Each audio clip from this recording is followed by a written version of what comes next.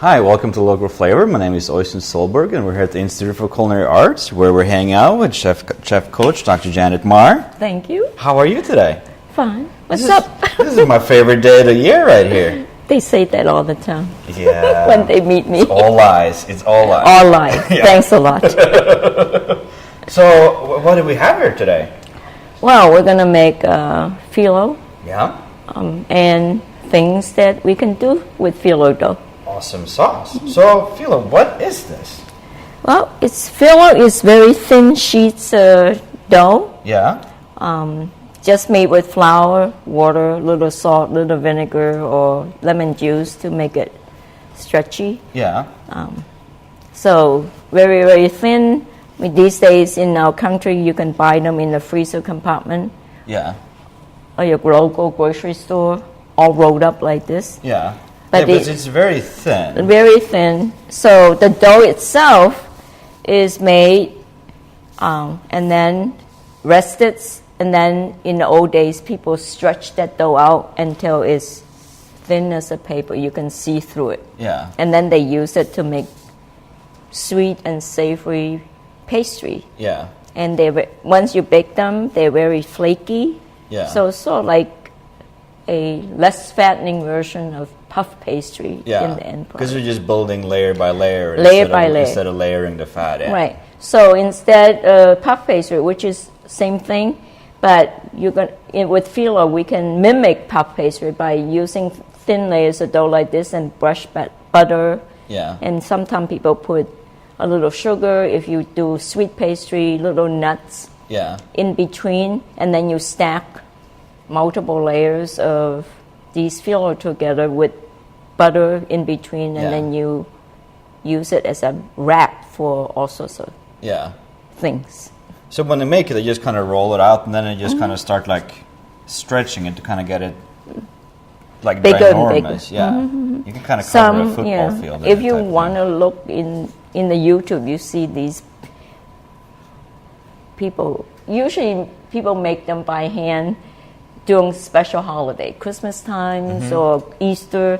They make the dough and they gather together. It's like a church group. And then they stretch the dough until it's paper thin like this, huge pieces. And then you can make one big pastry, or you cut them into smaller pieces like this, and then use them to wrap. Yeah. So like if you are to make it, like have a bunch of people come in on it and just make a chunk. I have a friend here in Omaha who does it every Christmas time. Yeah. And she just have 4 people because we stretch it over a table. Yeah. So you can stretch it as big, relatively small in comparison to church groups, as big as your dining room table. Yeah. One sheet. And then she makes apple strudel or dry fruit strudel. Yeah. And then just roll it up as a log, and then she cuts them into smaller pieces so that she can fit them in her oven. And then she bakes it and give them out as Christmas presents. Yeah. To friends. Isn't that dandy? I never got one, but me neither. I'm saying. I'm filing a complaint. Well, she's my friend. She hasn't responded to my complaint yet. She said, "You know what to do. Do it yourself." Well, let her know I told her. I want me some strudel. Okay, so it's very fidgety to work to, right? Because it tears very easily. Yeah, phyllo dough, because it's so thin that when you take it out of the package, you have to sort of put them as a package under wrap so that it doesn't dry out. So typically what the suggestion is that unwrap it. Well, first of all, you buy them in the freezer compartment of the grocery store. Yeah. So you want to thaw it out slowly. So the recommendation is thaw it out at least 3-4 hours before you want to use it, or at least do it in the overnight in the refrigerator. And then unroll it. And so this is an example of the phyllo dough package that's been unrolled. And then the recommendation is put it under cover. I generally just unroll it and put a piece of plastic wrap on top. And then if it's very dry day, I have a moist towel over the plastic wrap. Okay. Yeah, you don't want to put it directly on the phyllo dough because the moisture will just get it wet and sticky, and then you have a mess Yeah. to work with. But even now, look at It's starting to we dry just and took it crinkle out around a the minute, edges. and it's getting stiff on this corner. Yeah. Apparently, there are many different kinds of phyllo dough in the market. In our markets, supermarket, you only get one kind, thick in terms of thickness. That's what they. But apparently, in Middle Eastern store, because phyllo dough is from the Mediterranean, Eastern European, and the Mediterranean, Middle East. People use this all the time, and apparently, in those countries, you have degrees, different thicknesses of phyllo dough. Some are very thin, some are slightly thicker for different purposes. I have not really tried to look for them, but Road trip. Yeah. So the thicker one apparently is good for big pieces like strudel. Phyllo is related to strudel. That you can make by hand, but these days most people don't make them. Don't make the dough by hand. It's readily available. So it's a good thing. So like you use the thicker dough if you're gonna hold more mass, like if you're making like a pastilla or something like that, where it's just pastilla. Oh, it's so delicious, good, isn't it? Oh. Yeah. Some of the products, since we're talking about it, and I love pastilla, are very classic. For example, phyllo dough is used to make one of the most well-known pastries, at least in this country, using phyllo dough. Baklava is one of the most well-known. That's prevalent throughout the Eastern Mediterranean, Middle Eastern country. Greeks make them a lot. The other one that both of us are really enthusiastic about is from Morocco, where called pastilla. It's made with phyllo dough, but then it's in a casserole sort of thing, right? And then you'll feel all sorts of meat. But it's like sweet and it's savory. like braised chicken and like orange water, and then it's like nuts in there. So it's like this odd combination of like sweet and savory, and like it hits like every taste bud you got. Like it's like overwhelmingly delicious. It's my favorite. Oh, it's so good. Hey, awesome. So we talked about this. So I guess we just gotta make some stuff, right? Yeah, we're gonna try to make. We're not try. We're gonna use phyllo dough to make it. I'm gonna try. You're gonna succeed. Well, I don't know. Make some strudel, apple strudel. Perfect. A very iconic pastry, typically made with handmade strudel dough. But in this country, we use phyllo dough for all those things. And the most well-known of the phyllo dough or strudel dough product that is sweet is the apple strudel, which is an Austrian national dessert, I would say. And like delicious. Delicious. It's so good. Awesome. It could be. Yeah. So we're gonna go take a little break and eat some pastilla and have a hoot. You guys stay tuned, and we'll be right back, and we're gonna do some rolling. See you guys.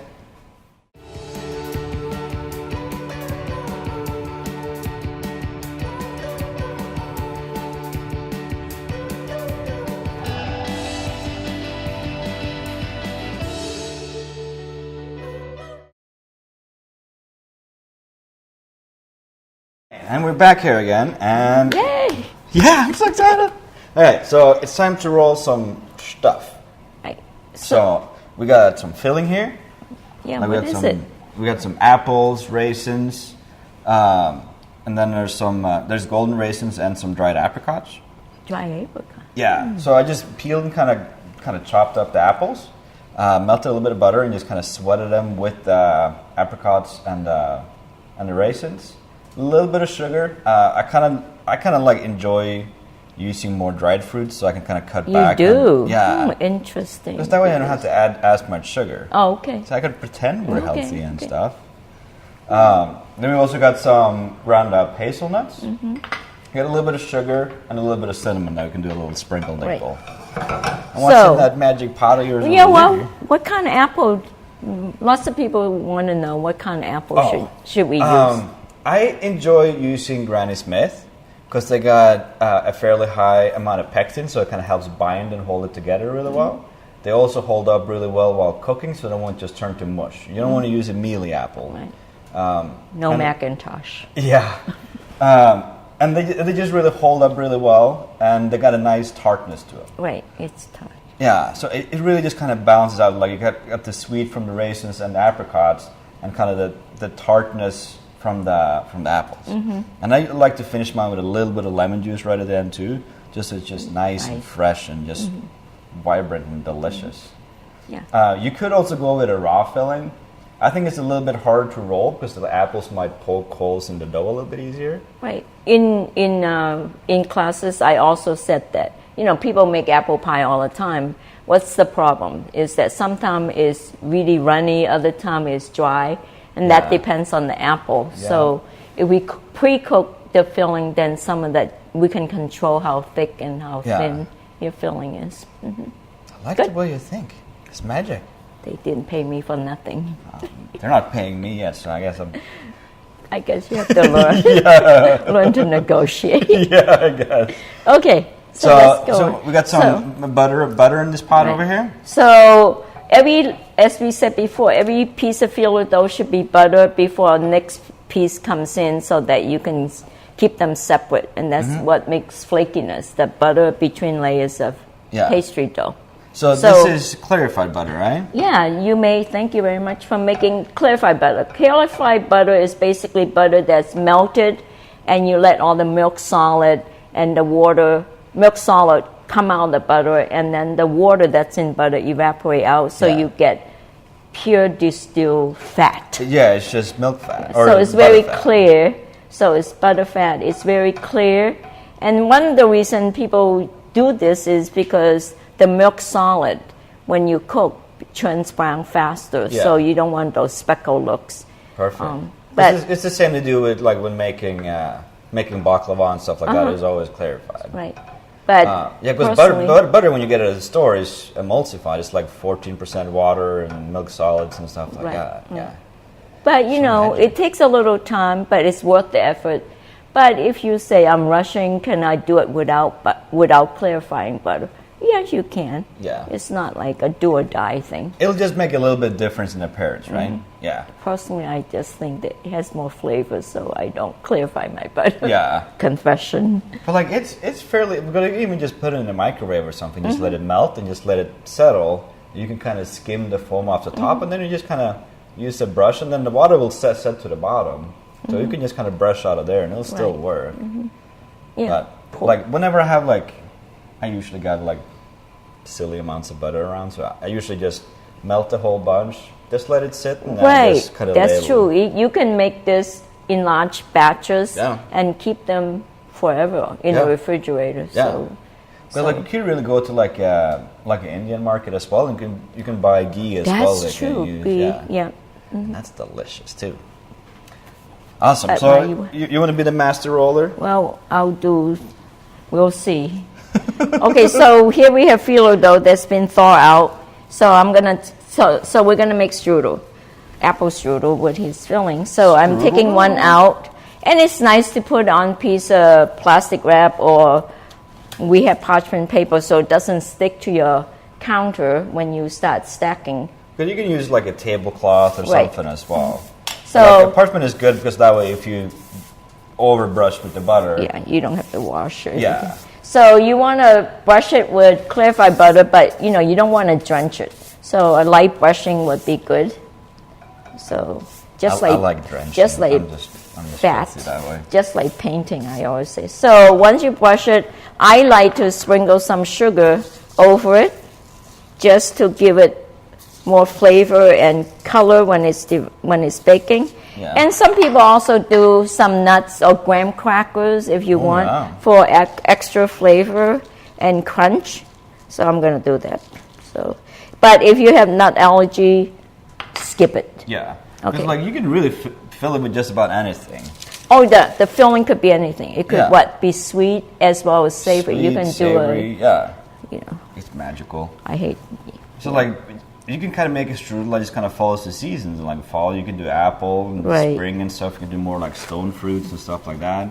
But some things will have a higher water content. So if you're using really fresh peaches, they're going to sieve out a lot more water. So like you might have to change. Like that's the good thing about cooking it ahead, as you said too. Like you can control it a little bit, and if needed, like bind it a little bit. Right. Sometimes what I do is with fruits like that, where I can't pre-cook without getting them mushy, is to, after I snack this, is to make some graham cracker in there, so it'll soak up the moisture that comes out. Clever. I love graham crackers. Or it's just like pie. People put cornstarch flour or tapioca in it to help thicken things. Because like with the apples too, like you got a lot of natural pectin already in there. That just kind of helps. So we'll just, and the buttering is necessary, but the sugar and the nuts that we put in between is not absolutely necessary. So if you want to skip that. You could technically make this completely without sugar. Right. So like if you're like on a diet or just kind of watching what you eat, like you can make this as healthy or unhealthy as you kind of want. Well, I have a friend who's, thinking about their diet. They don't even brush with sugar, with butter. They just basically use breadcrumbs or graham cracker crumbs in between the sheets, and just go with that. So usually, good thing. So if your phyllo dough breaks during the process, don't get all anxious, because it's going to be, you can glue it back together by just using the butter. So for example, we have a piece that's broken down, so we can just pretend that the happens, put it back, and we'll just... and like if it's not perfect, it's not... Like you're going to have so many layers anyways. You can't see them. Yeah. So how many layers do you usually do? Typically, it depends on how big you want to make your pastry. The one that we're going to make, we'll take the whole sheet.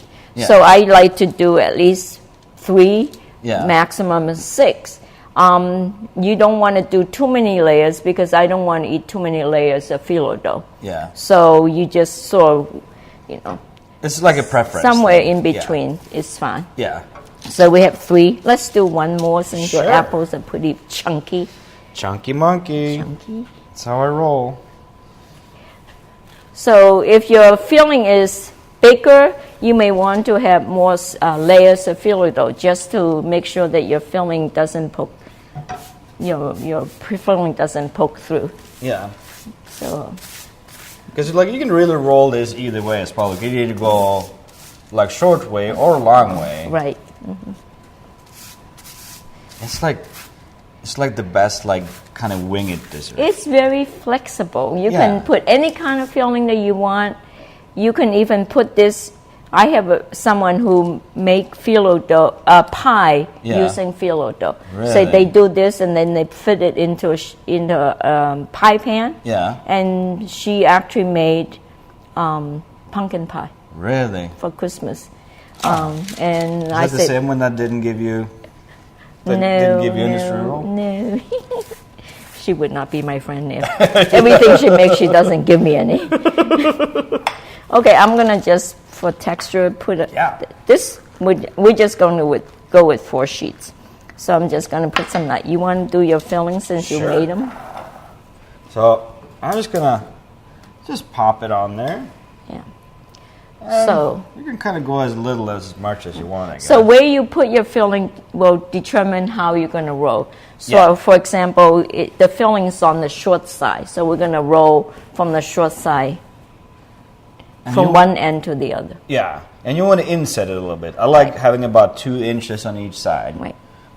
So think of making a burrito. Yeah. So you don't want your filling right to the edge, because you need to fold it over to encase the filling. You don't want to... So the 3 edges where the filling is, you need to leave some space so you can use it to fold over, right? Awesome. Okay, so once the filling's in, so what I like to do is just use the paper to fold it over. Because the phyllo is still kind of fragile and a little bit tricky to work with. And it depends on how much fat you have. Yeah. So now you can fold the 2 ends together to wrap the filling in, Or you can roll it almost all the way through and then wrap the ends in. So if you don't like to touch your product, you can just use your paper or your kitchen towel to use it as something to just flip your pastry from one end to the other and just keep in your eye. You don't want to roll very tightly because you want to make sure that the filling has space to expand. Thank you very much for the words. Expand and not burst out. So now you have it wrapped up, and all you have to do is take it to your cookie sheet or wherever. After you can do it now, or you can do it after. I usually do it after, but so when you're done, you want to brush it with some of the clarified butter again, just so that it gives nice and golden and good sheen to it. Good. You help develop color. Mm-hmm. And the other thing you want to do is when you transfer your phyllo strudel onto a sheet pan, make sure that the end of the roll is sitting down so that it doesn't unroll. Unroll. Okay. Mm-hmm. So we can. So you want to do a little sprinkled ink on top? So sugar is just to help you color it. So when it's baking, you can do a little cinnamon.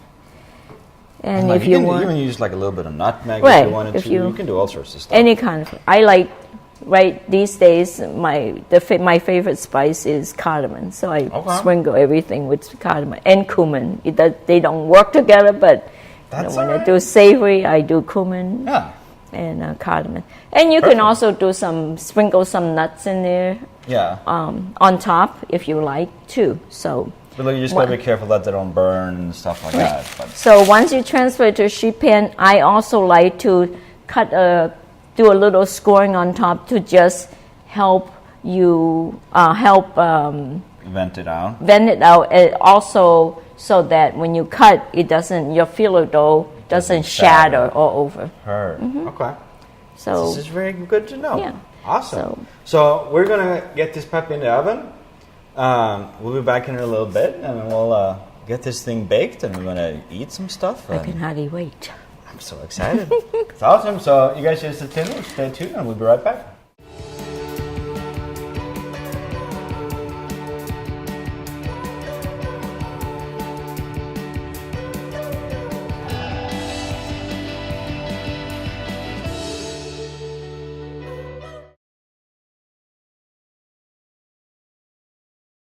All right, then we're back here again, and we got our strudel ready to go in the oven.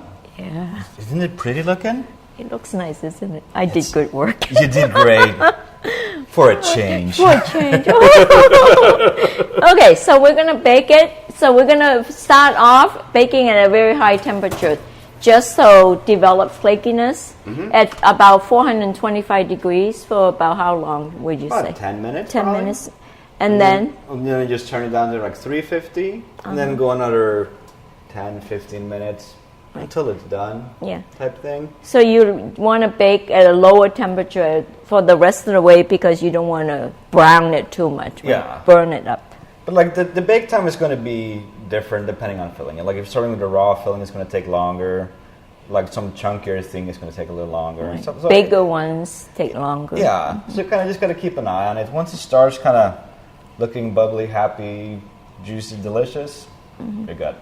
Yeah. So, but it acts of magic. We got one here that's already done. Yeah, it looks pretty good, isn't it? It's not as good as mine, but it's pretty good. Yeah, it's passable. Passable. At best. Yeah, because he did it. So, what can I do?